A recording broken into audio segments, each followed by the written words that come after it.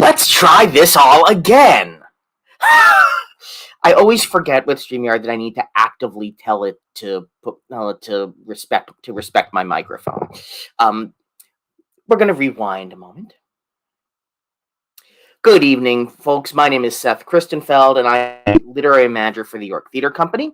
I am the host of the sporadic streaming new work series in the pipeline. Thank you for everyone who let me know I was muted for those first minute or two. I apologize for the delay and the confusion. I'm the York's literary manager, which means that I'm the person who reads all the scripts that come in, technically. I read scripts, I correct spelling errors, I proofread things, and I host in the pipeline. During normal world, I co-curate our reading series, I curate and produce our Neo concerts. But while we are still homeless, and more on that later, we've been in a series of streaming new works where I bring on a couple of writers and talk with them about their work in progress, show off some video of their work, and let you get to know them a little better as well.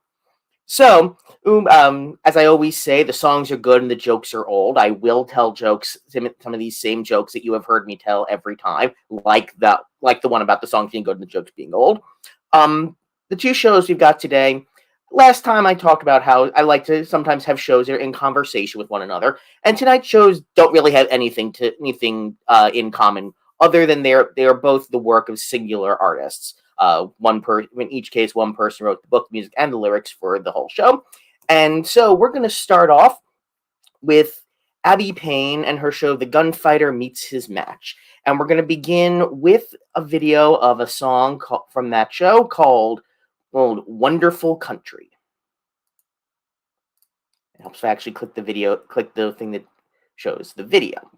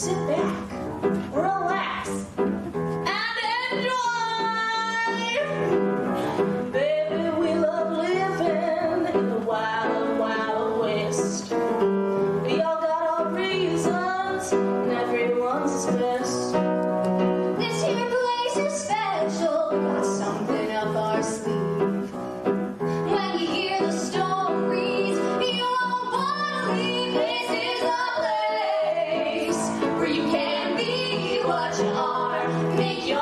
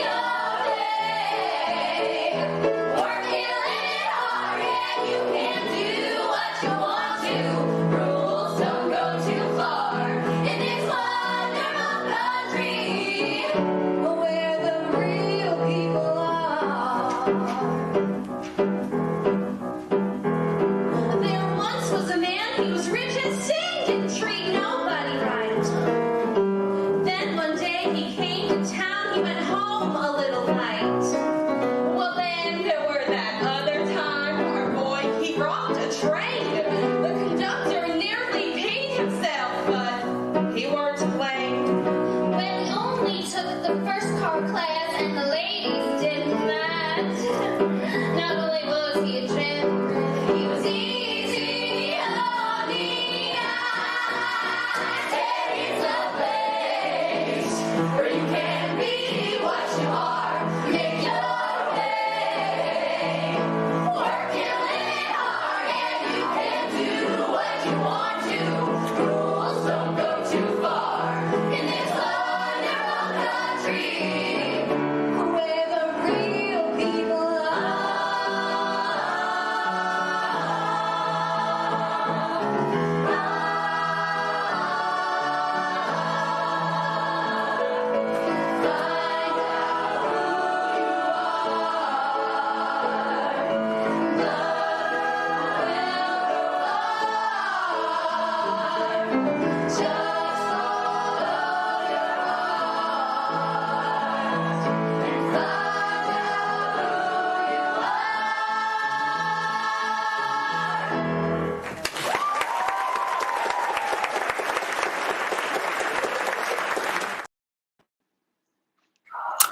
Hi, Abby. Thanks for joining us.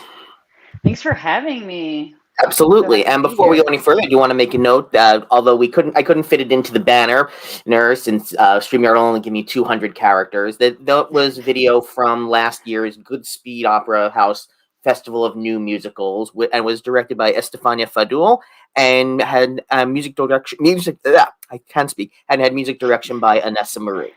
That's right. And I also realized I left off one name. Ana Laura Santana was also featured in that clip. And Ana Laura Santana. Excellent. Yeah, sorry, Anna. So where are you? I hope she'll forgive us. So where are you joining us from tonight? I'm in Brooklyn, Greenpoint, Brooklyn. Excellent. So let's talk a bit about the Gunfighter meets his match. I was happy to get to know the newest version of this piece, having sat in on a reading of it back in the before times. Tell me a bit about where the show came from, how you got started on writing it. Sure. Yeah. So I've been a singer-songwriter for a long time, and just like a working musician in New York. And I wrote a concept album called The Gunfighter Meets His Match. And it was really, I just used the Wild West as like a metaphor for kind of what it's like working in the music industry, and especially in that time as everything was changing. I mean, it's always changing, right? But I feel like particularly with streaming stuff. So I wrote this concept album to kind of just like process what was going on with that. And it started actually with one song, which was called The Gunfighter Meets His Match. And then it became all these different characters, and I was just having a lot of fun with it. So that album came out, and some friends of mine came to me and said, like, we think you should make this a musical. Like, this should be a musical. You have a story in mind, because after, I also had a little short story that I released along with the record, which was totally different from what the musical has become. But I was like, oh, I never thought of making this a musical, but kind of sounds like a fun thing to try. So here we are, years later. Excellent. Had you had any musical theater experience beforehand, and Not much. performing, or No. just Not enjoying really. it as a spectator?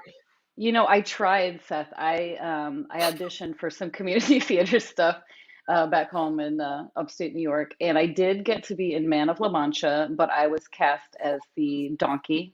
It was a dancing role, and I'm really not a dancer, so it was fun though. But this show does have a significant dance component, as we'll see in the next video. But tell us a bit about how that is working. And actually, you should probably tell the audience a bit about the plot of the show, other than that there is a gunfighter who does meet his match. Thank you. Yes. So yeah, there are a lot of characters, which you can, even from that one clip, you can see it's a stage full of people, And that one didn't even get to the gunfighter. Oh gosh, I know, it's complicated. So yeah, it starts with this young woman who's run away to try to find the man who she suspects is her father, who is this famous gunfighter who used to live in this town. That's where she's run away to. And so she goes to the saloon, and she gets the people that have been there forever to tell her the story of the gunfighter. Like, he's not here anymore, but here's the story. So it has a flashback to what happened with the gunfighter and this love affair that he had with a married woman, and all this, horrible, tragic stuff that happened because of that. And then the second half, we meet in the present. It's like it's gone to that flashback. We're back in the present, and the gunfighter has returned to deal with some of those demons that arose in his past and caused him to go away and be separated from his love forever. But not Okay, forever. so Yeah. or is it? Yeah, exactly. So let's talk a bit about the dance element to it, because last month I spoke to writers of a show with a heavy dance element. Although that was built in because one of the writers is a experienced dancer, whereas you, as you just told us, are not. So you wrote a show with a lot of dance, but not for yourself to perform in. Right. Yeah. So I think that was kind of part of my segue into musical theater. Was I have collaborated with dancers for quite a while. I went to SUNY Purchase, where they have a really strong dance program, and I became So did friends I. with a lot of. Yeah. Wait, you went to SUNY Purchase too? Yeah. Oh my gosh, I didn't know that. Amazing. Yeah, I started somewhere else and then eventually transferred and Oh. finished college on the 10-year plan. Oh yeah, I took a little extra time too. Wow. Oh, we'll have to talk about that We sometime. can talk about that off stage. Okay. Like, who do you know? But yeah, so I became friends with a lot of dancers, and then continued to collaborate with them. And I made a few music videos, which actually I think we're going to see one of those music videos soon. That were in collaboration with them, because I just always was very inspired by movement and the choreography that they would come up with. And so it seemed like a really natural thing. I mean, in fact, when I say those friends that encouraged me to make the concept album into a musical, they were are dancers. Okay. So Are they the dancers we're about to see? They are some of the people that did encourage me. Yes, definitely. Excellent. So so let's move on into that second song. So would you like to set up Me and My 22 at all? Sure. So this is in the musical. This is sung by the girl who's this, this married woman that the gunfighter has an affair with, and this is actually in the second half of the musical, where the gunfighter has returned and she's trying to figure out like how she feels about this, because she thought she would never see him again. So this is the music video of it, which is different, in many ways from how it would be on stage in the musical. But the choreography is taken straight from it's the same choreography that we use at the New York Musical Festival. So I do conceive of it in that way, but the music video you see looks very modern, and the musical would not look like that. But. Excellent. Let's take a look at that then.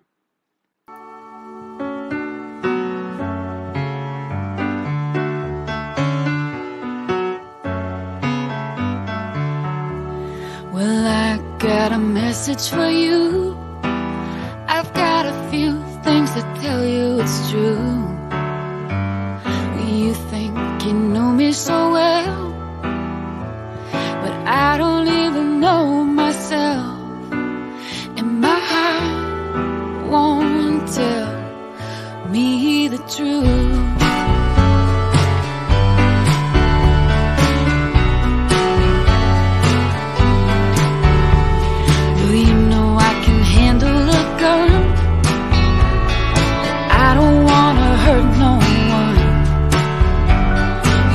Around with something I love, and you can't run fast enough from me and my 22.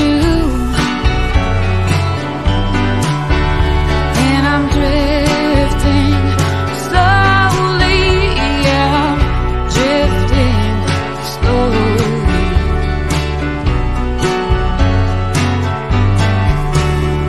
I've never been lucky in love, and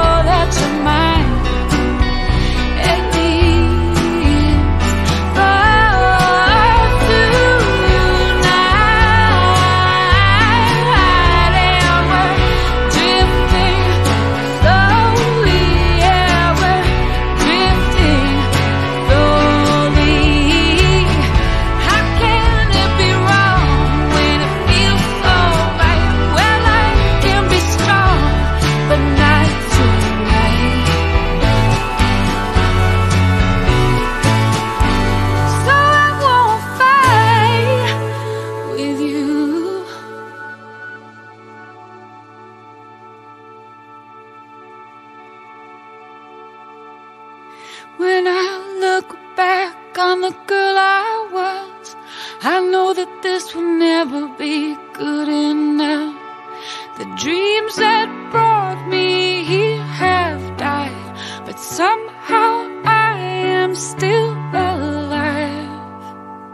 And I couldn't know what I'd become when I was young, before I loved someone like you.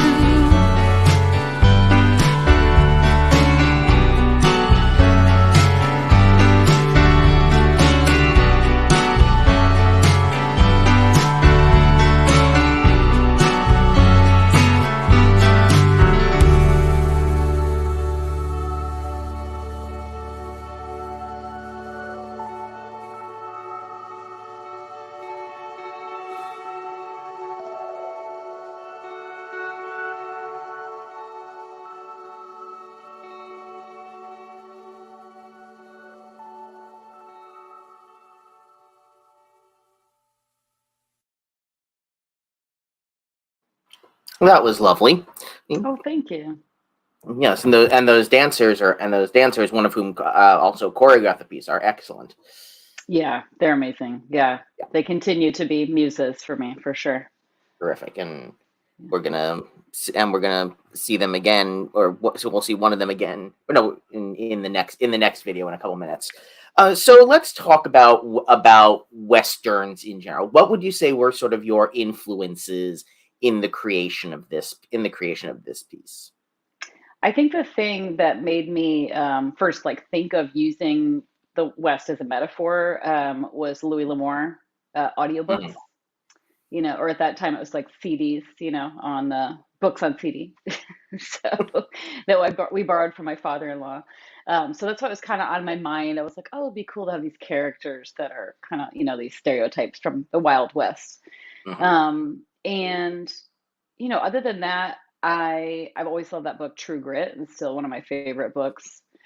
Um, I think the big Lebowski Coen Brothers movies also, you know, and they have I forgot the name of the other one that has all the vignettes, but you know, they have a lot The of those. Buster Yeah, Buster Scruggs. that's right. I That's forget right. the rest of the title, but The Ballad of Buster Scruggs. Yeah. Ballad of Buster But Scruggs. yeah, I think the Coen Brothers stuff like even the ones that like aren't straight like westerns, like they really have elements of westerns used in a really interesting modern way.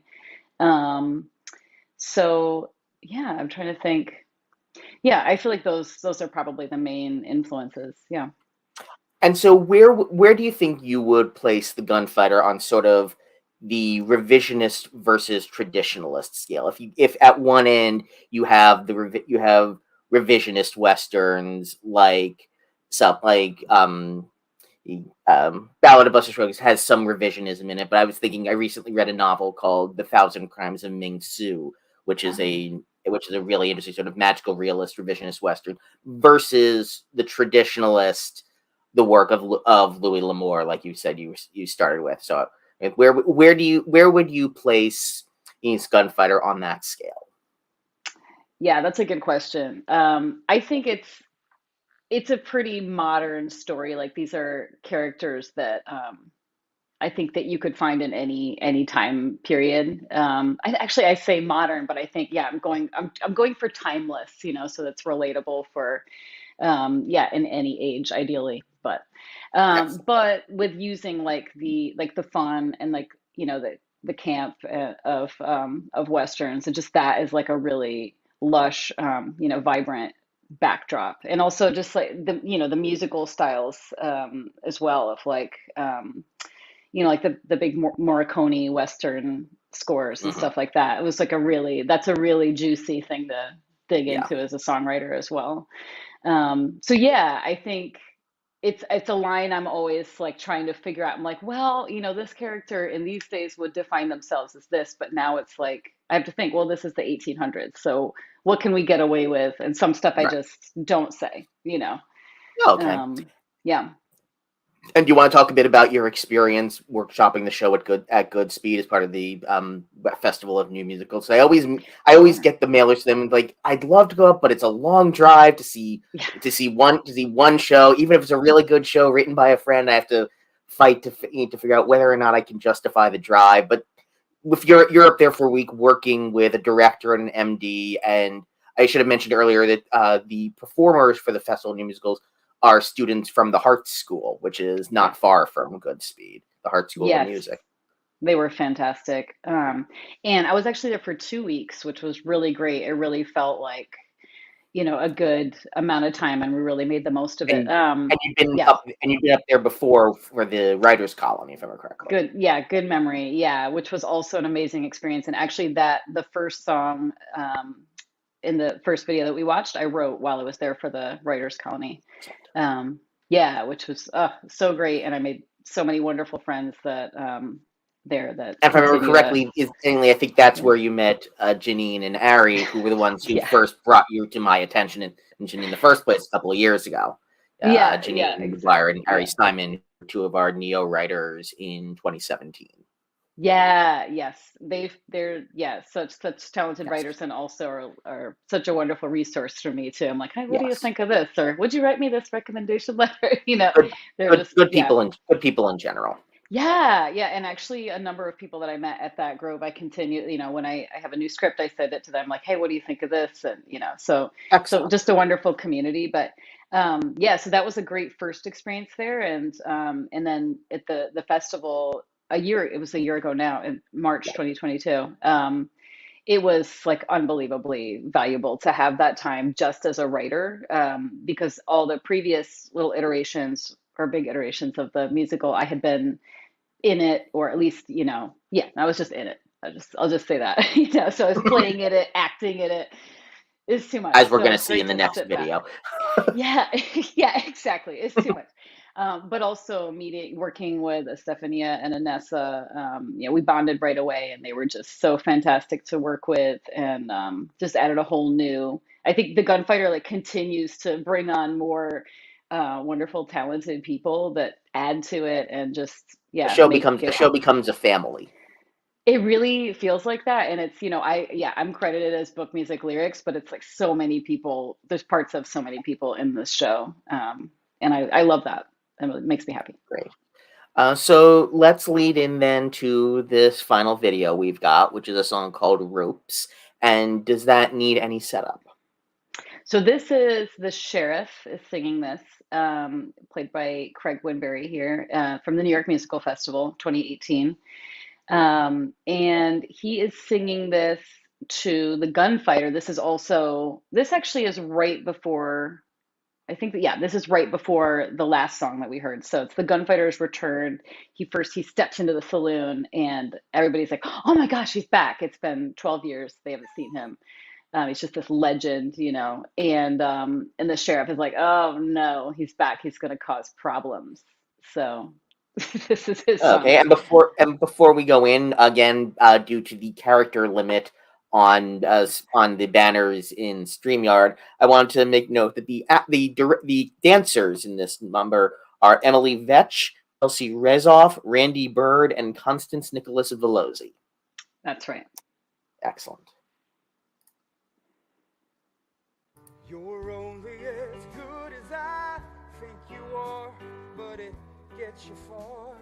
If you think I am, you don't know me. No, you don't know me. So show me the ropes and I'll climb. You're not as bad as you think you are, but it gets you far.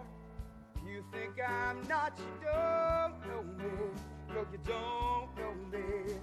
You're lonely, but you will be fine, 'cause they'll still all fall down behind you and wait in line just to stand beside you and watch for a while. Deep down I'm as dark as they think you are, but I've worked so hard. They think I'm not, they don't know me. No, they don't know me. I'm lonely, but I am just fine, 'cause they'll still all fall down behind you as you stand in line, just to stand beside you and watch for a while. What's metal will rust and will turn into dust, but that doesn't matter tonight. Tonight, tonight, tonight, tonight. There's no easy end when you're what you are, and you'll come down hard. You may lose your hand without knowing the weight it's showing. You'll hang from a rope way up high, 'cause they'll still all fall down behind you and wait in line, just to stand beside you and watch as you die. 'Cause they'll all fall down behind you and wait in line, just to stand beside you and watch for a while. The top of this town is too close to the ground, but that doesn't matter tonight.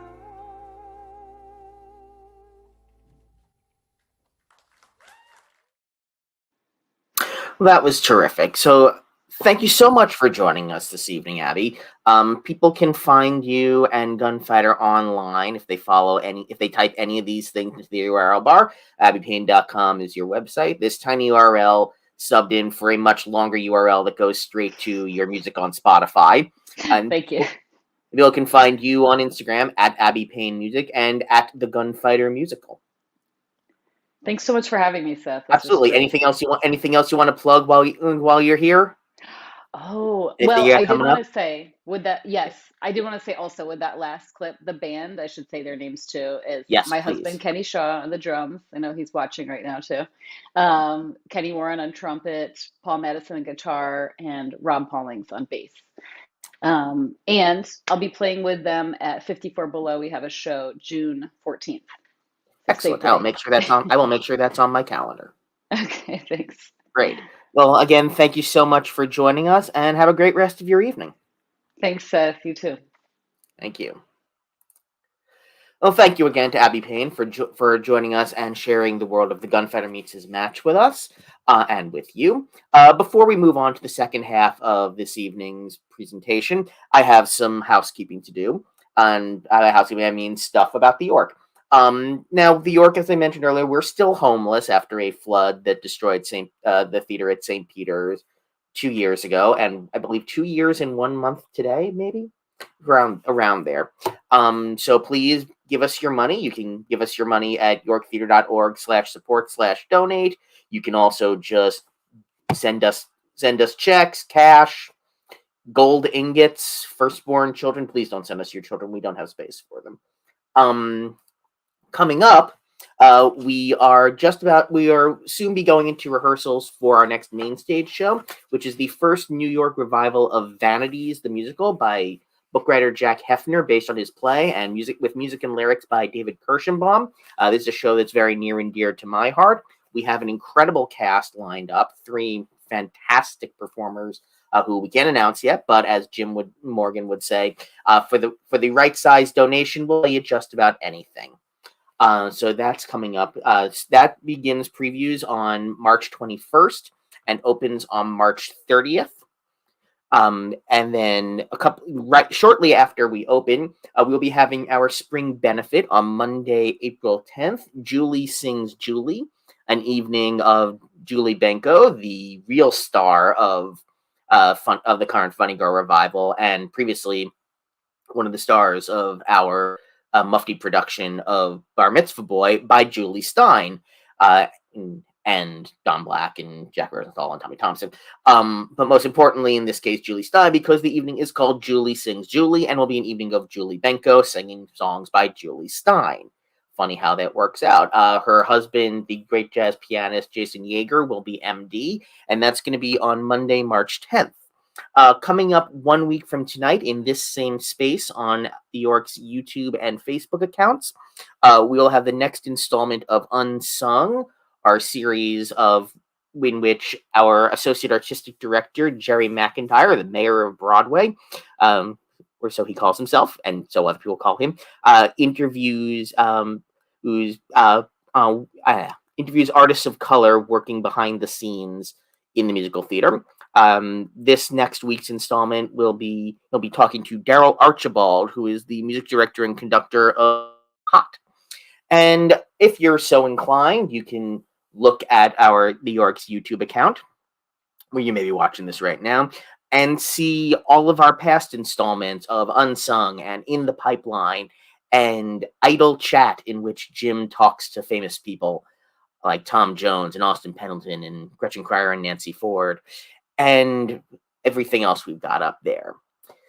So that's that. Again, give us your money, smash that like and subscribe button. And now we're going to move on to the second half of the evening. And it occurred to me while I was chatting with Abby that both of those tonight, they actually do have something in common, which is they're both about parents and children in a way, either literally or more metaphorically. In the case of our next show, quite literally. And this is going to be a show. This show is called Bohemian Progeny. It's by Julian Rosenblum, book, music, and lyrics. And we're going to begin with the opening number of that show, which is called New in New York. This station is New York City, the final stop on this bus. Please make sure you have all your belongings before exiting. If you start to hear what sounds like a Broadway opening number, don't be alarmed. This is a common side effect of showing up bright-eyed and bushy-tailed in New York. Do know that if you choose to sing along, an equity contract is technically required. Stepped right off that Greyhound with a smile on my face. I'm finally in NYC, and I'm gonna find my place. I've always been a dreamer, so let's see what's in store. We're new in New York, and it's a story that you've never heard before.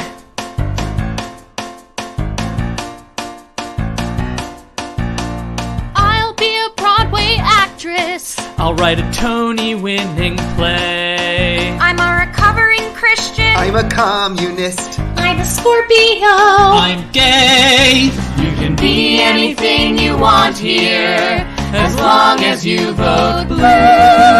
We're new in New York, and any second now our dreams will all come true. Moved here from Ohio. And I'm from Tennessee. I'm also from Ohio. Hey, so am I. Me too. Me three.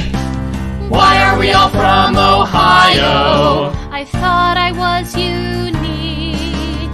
Welcome to New York. No one's special here, and rent was due last week.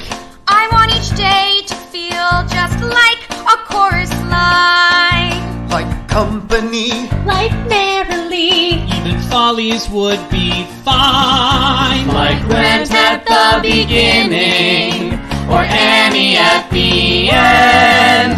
We're new in New York, where every day the next great musical is penned. Hey Mom, how are you? I know it's hard that I'm so far. I sure do miss that country air, those starry skies, my car. I found a cute apartment.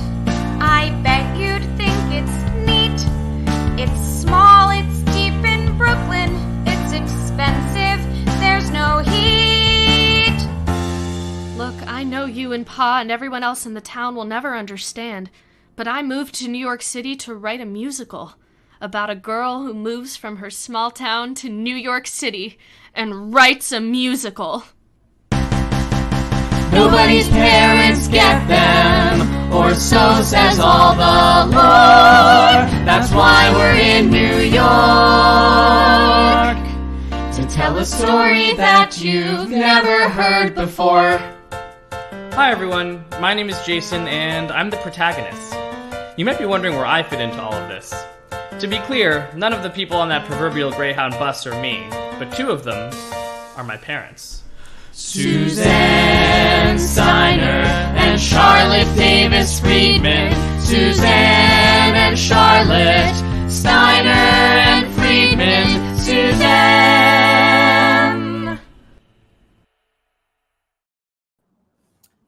Hi, Julian. How are you? I'm doing well, Seth. How are you? Not bad. Where are you joining us from this evening? I'm joining you from the beautiful Upper West Side of Manhattan. Excellent. So tell us a bit about Bohemian Progeny, which some people who are friends of mine might remember my mentioning it on when I saw month, which is that it is a musical about two musical theater writers who have a son who just is a software engineer, and it is written by you, who are a software engineer, whose parents are musical theater writers. Yeah, so that covers a lot of it right there. So yes, in reality, I am the software engineer child of two musical theater writing parents, but clearly I have some sort of interest in musical theater, whereas the protagonist in this show wants absolutely nothing to do with it. And the protagonist's parents are profoundly disappointed in the protagonist's choice to be a software engineer and not pursue a career in the arts, whereas my own parents were more than thrilled that I chose to pursue a career. Yes, you could move into a job where you can actually make some money. Something like that. Yeah, no, your parents are fabulous. For the audience, in Julian's parents are Joshua Rosenblum and Joanne Lesner, who wrote the show For Ma's Last Tango, which we did, my God, almost 23 years ago. But we've presented plenty of their other work on their stage, including a show in which you were portrayed. Yes, I believe so. Yes, there was a scene involving you and your sister as that show Bush is Bad, which we did a reading of some number of years ago.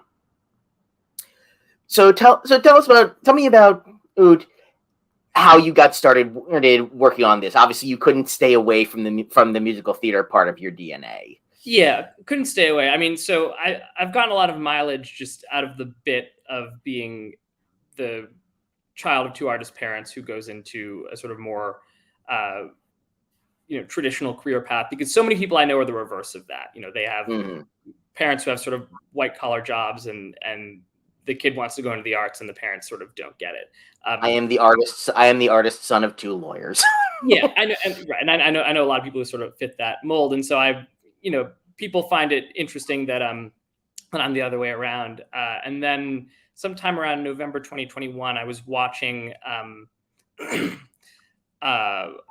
Tick Tick Boom on Netflix, which is a wonderful show. And about 15 minutes into it, I found myself thinking, this is really great. But some aspects of this story seem very familiar to me. It's somebody who moves to New York to try to make it in the arts. What if I did the opposite of that? Born in New York, is supposed to want to go into the arts, but really just wants nothing to do with it, wants to move to San Francisco and go into tech. So that was sort of when I had the idea of doing this as a musical, and then it just sort of evolved from there.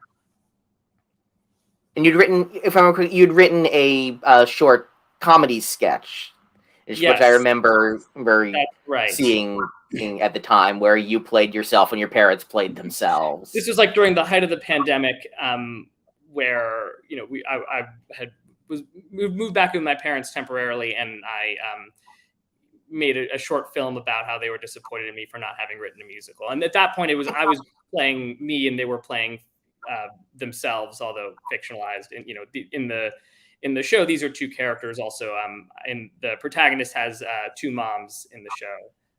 Another difference from me. And we're gonna hear one of their songs right now. So, would you like to set up how did this happen?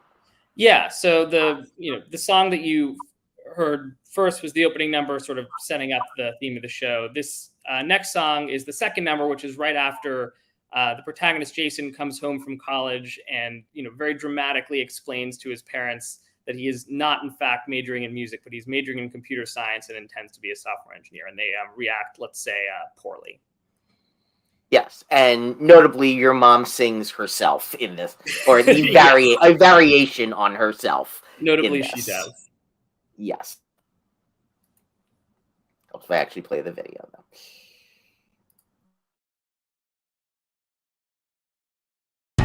How did this happen? How did this happen? What did we do?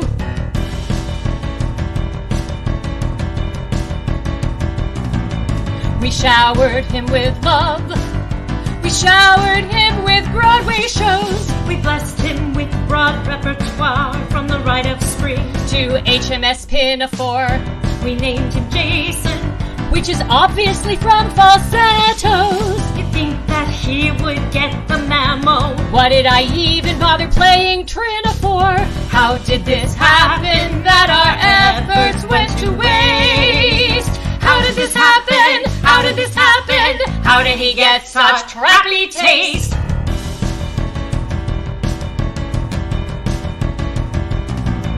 I guess there were some signs, but things had maybe gone askew. He slept through Phantom of the Opera. God, how were we so myopic? Though to be fair, I slept through parts of Phantom too. It has its standout moments, but the pacing's kind of stay on topic. How did this happen when the signs were oh so clear? How did this happen? How did this happen? How the hell did we raise a future software engineer? Lady Paris should be thrilled.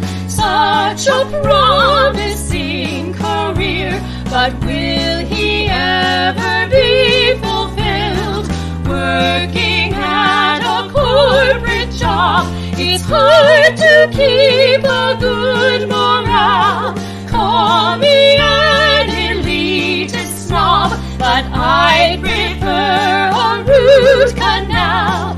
All we want is for our dearest only son to write a fucking musical. We'd settle for a one-act show. Our standards are quite realistic. Kids, they must rebel.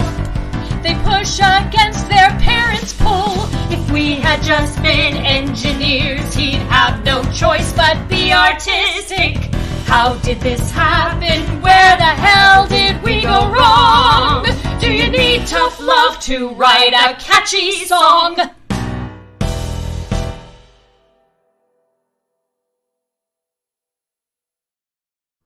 I don't know if you need tough love to write a catchy song, but it does help. Yeah, can't hurt. Yeah. So you're straddling these two worlds. Have you found it easier to explain software engineering to musical theater people, or to explain musical theater to software engineers? Yeah, that's a good question. I mean, there are both instances where, you know, each camp is going to have some amount of just sort of like pop culture based knowledge of the other, but then sort of not know a ton of detail. I think in the show, I think my musical theater references are probably a little deeper than my software engineering references, if for no other reason than, you know, so many musicals are full of musical theater references. If you're going to apply your show with those, you have to, you know, at least be a little original. Whereas basically no musicals are full of software engineering references, so I can get away with doing very or maybe not no musicals, but most are not. So I can get away with doing sort of more slightly more surface level things. And so, speaking of which, I am a musical theater person who does not understand software engineering at all. So I've pulled a couple of terms out of your script, which I would love for you to define in a way that even I can understand them. Sure, happy to do that. So tell me, what is Vim? Vim, which you will hear a little bit about in the next song, is a text editor. It's been around for a very long time. The people who use it are very adamant that it is the one true way to write code, and that other text editors, including its primary rival Emacs, are not as good. It's notoriously very difficult to quit out of. It's like a running joke. Like it's very hard to like exit Vim. So this is the sort of thing where, like, my hope is that just having a reference to this in a show is, the software engineers in the audience will enjoy that sort of thing. Excellent. A 15 million Series A. Yeah, so this comes from a song called the San Francisco Shuffle, where we have different people embodying different types of the people that you find in Silicon Valley, or, sort of singing kind of like a street urchin song about what they do. And so one of them is a startup founder.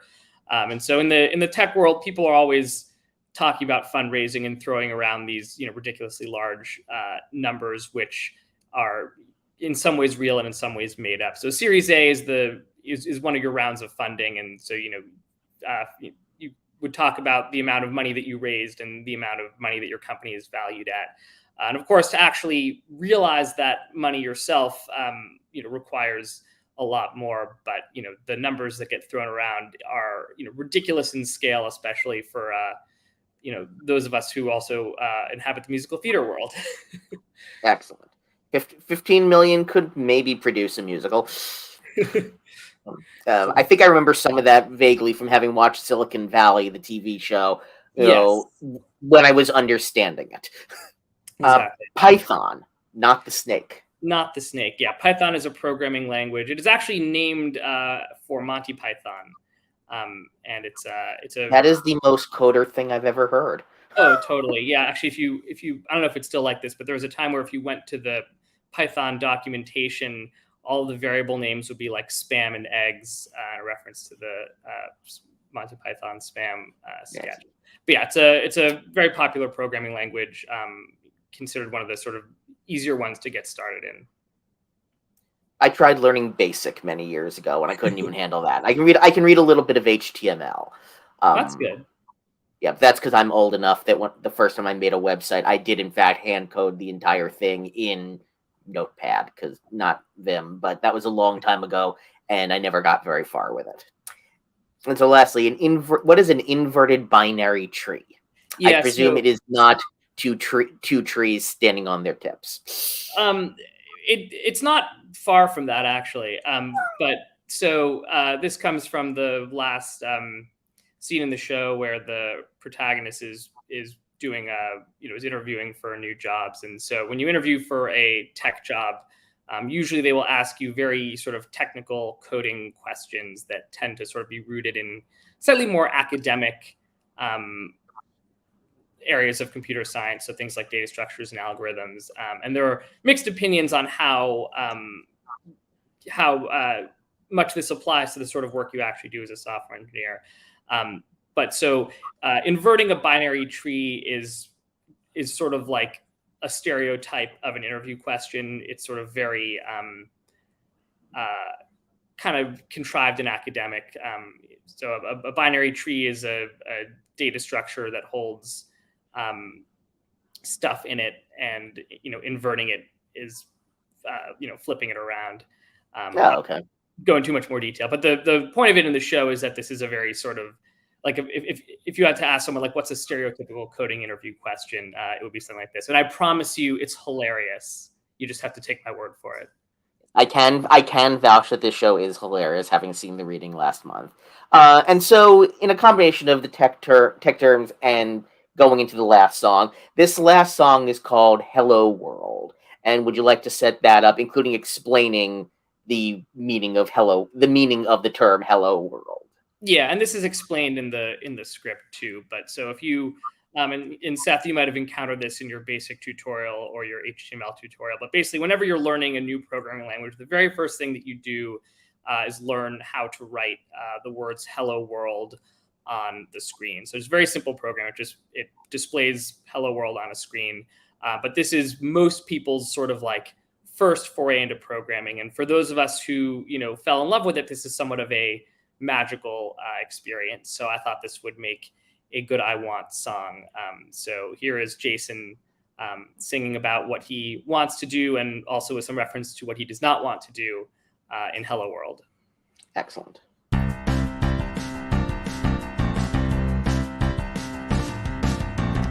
The first time I tried writing code, when I set Vim to edit mode, my heart was filled with joy and terror.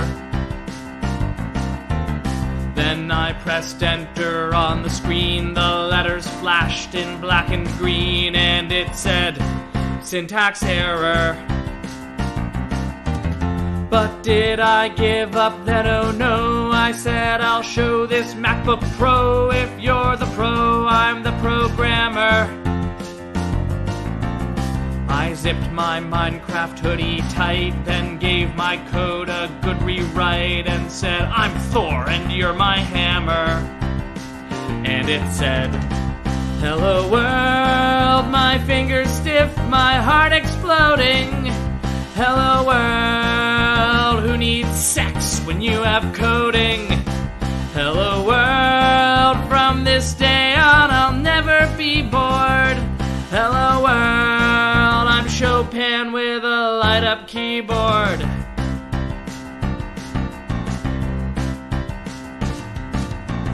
Some people want to sing and dance. They think that life's a great romance, but all that lies ahead is sorrow. You tap your shoes, I'm tapping keys. You're earning BFA degrees. I'm building systems for tomorrow. My folks sit on their highest horse. They think my life should have a course that's purely cultured and poetic. My artistry is well equipped. I paint the world in JavaScript. The passion's mine, it's not genetic. So I say, hello world, no song could ever match the fervor. Hello world of booting up a Linux server. Hello world, my legacy will be enduring. Hello world, Hammerstein meet Alan Turing. I finally found my corner of the sky. Nope, not that, something else. I dreamed a dream of time gone by. Fuck. There's got to be a way to express my dreams and hopes without cycling through all the tired musical theater tropes. I must escape here, I'm surrounded with no startups to be founded. It's melodic suffocation forcing my evacuation. I've gotta go. I've gotta go to San Francisco. The arts are dead in San Francisco, or so it's said in San Francisco. I'll get ahead in San Francisco. San Francisco. Hello world. Hello world. Hello world.